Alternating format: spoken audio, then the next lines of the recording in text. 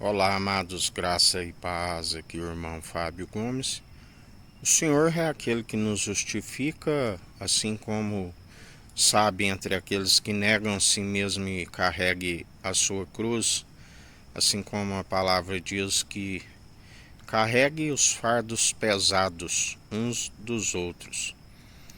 Aqueles que seguem na covardia, que se julgam ainda se exalar o bom perfume em Cristo, mas na verdade se exala a podridão.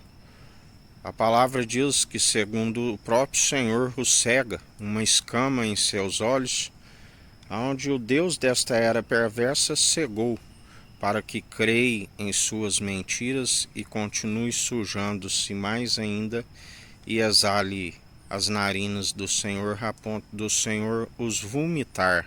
Assim nos ensina o Senhor.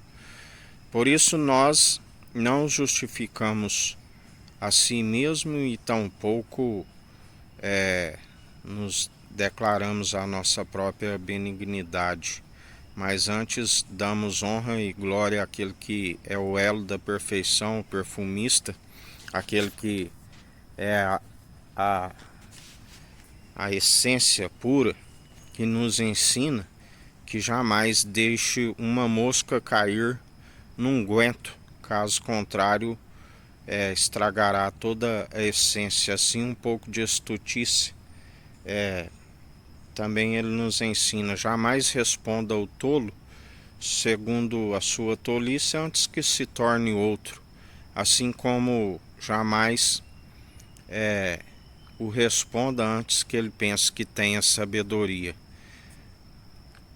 O Senhor nos ensina mais ainda: jamais diga algo que ele não disse antes que ele levante alguém com mais sabedoria e o faça passar por mentiroso.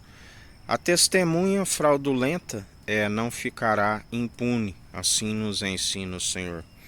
Por isso, melhor para aqueles que perseveram, há quem nos justifica, e ainda que achais que é palavra meramente humana, com a mesma medida que medires, sereis medidos. Com aquele que achar que é palavra meramente humana, que o Senhor julgue entre mim e vós. Palavra destituída de sabedoria, colocado na balança, não tem valor real algum, e aqueles que não atentam à sua verdade, as suas obras não têm valor real.